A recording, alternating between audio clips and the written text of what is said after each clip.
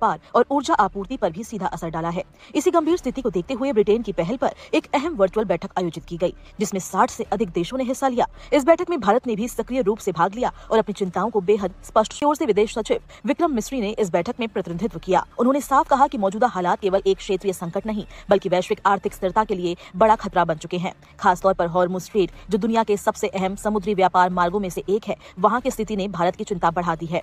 भारत ने इस मंच पर सबसे ज्यादा जोरदार मांग यही रखी कि हॉर्मुज़ स्ट्रेट को तुरंत सुरक्षित और पूरी तरह से खोला जाए। ये वही समुद्री मार्ग है जहां से दुनिया का एक बड़ा हिस्सा कच्चे तेल का परिवहन होता है। इस रास्ते में रुकावट का मतलब है वैश्विक स्तर पर ऊर्जा संकट और कीमतों में तेज उछाल। बैठक के दौरान भारत ने एक बेहद संवेदनशील मुद्दा भी उठाया। विदेश सचिव ने बताया कि इस पूरे संघर्ष के दौरान भारत ऐसा देश है जिसने अपने नागरिकों को इस संकट में खोया है। रिपोर्ट के मुताबिक व्यापारी जहाजों पर हुए हमले में 3 भारतीय नाविकों की जान जा चुकी है, जबकि 1 घायल हुए हैं। इसके अलावा कुछ जहाज अब भी उस क्षेत्र में फंसे हुए हैं, जिससे खतरा लगातार बना हुआ है। भारत ने साफ शब्दों में कहा कि अंतर्राष्ट्रीय जलमार्गों में इस तरह की घटनाएं पूरी तरह अस्वीकार्य है। समुद्री मार्गों की सुरक्षा सिर्फ किसी एक देश की जिम्मेदारी नहीं बल्कि ये पूरी दुनिया के साझा हित का मामला है। इस बैठक में भारत ने अपनी ऊर्जा सुरक्षा को लेकर भी गंभीर चिंता जताई। भारत दुनिया के सबसे बड़े कच्चे तेल आयातकों में से एक है और उसकी बड़ी निर्भरता पश्चिम एशिया पर है। ऐसे में अगर इस क्षेत्र में अस्थिरता बनी रहती है तो इसका सीधा असर भारत की अर्थव्यवस्था पर पड़ना तय है।